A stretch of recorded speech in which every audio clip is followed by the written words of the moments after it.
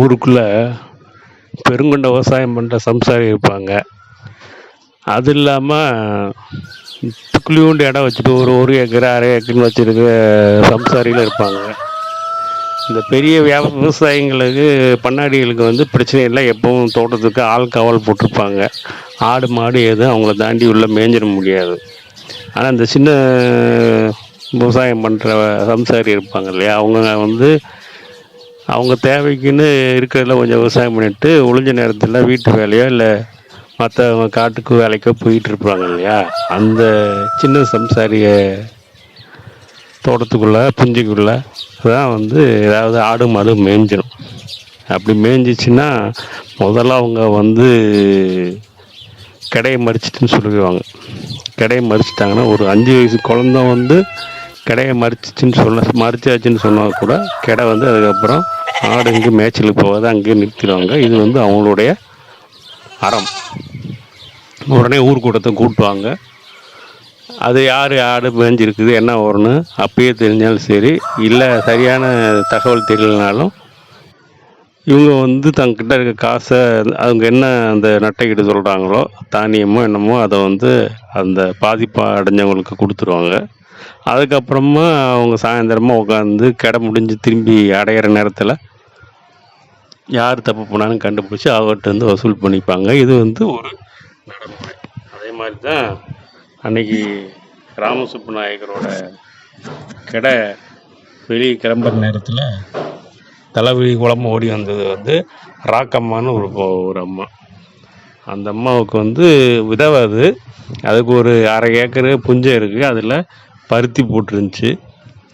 பருத்தி நல்லா விளைஞ்சி காய பிடிச்சிருக்க நேரத்தில் அது கண்ணுக்கான கருத்தாக பார்த்துட்டு இருந்துச்சு. அன்னைக்கு காலையில் அவசரமாக புஞ்சிக்கு வர வேண்டிய வேலை இருந்ததுனால கஞ்சிக்கு எதுவும் ரெடி பண்ணலை, அப்படி பிறப்பிட்டு வந்துடுச்சு.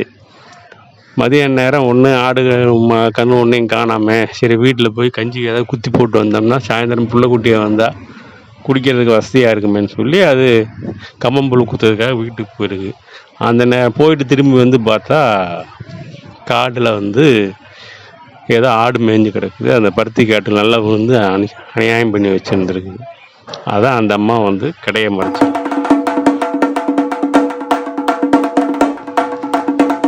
கிதாரி ராமசுப்பு நாயக்கர், அம்மா ஆடுகள்லாம் மேய்ச்சலுக்கு போட்டோம், உனக்கு என்ன நட்டமாயிருக்கோ என்ன இழப்பு இருக்கோ அதுக்கான ஈட்டுத்தொகையை நான் கொடுத்துட்றேன், இது சத்தியம் அப்படின்னு அவர் கையை எடுத்து நெஞ்சு வச்சு சொல்கிறாரு.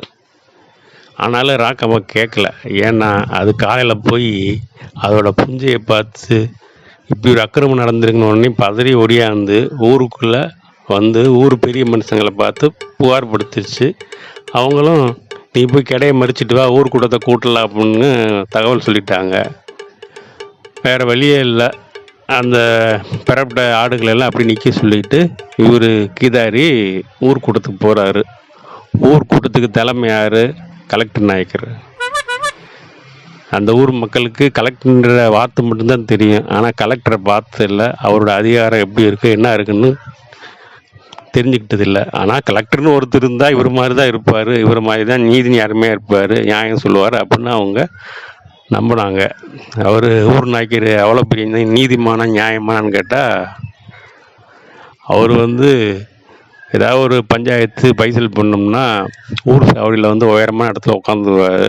நல்லா சம்பளங்கள் போட்டு வலது கை எடுத்து தொடையில் இப்படி வச்சுக்குவார். இன்னும் இடது கையில் வந்து பட்டணம் போட்டி எடுத்து ஒரு சிட்டியை கையில் வச்சு உட்காந்துவார்.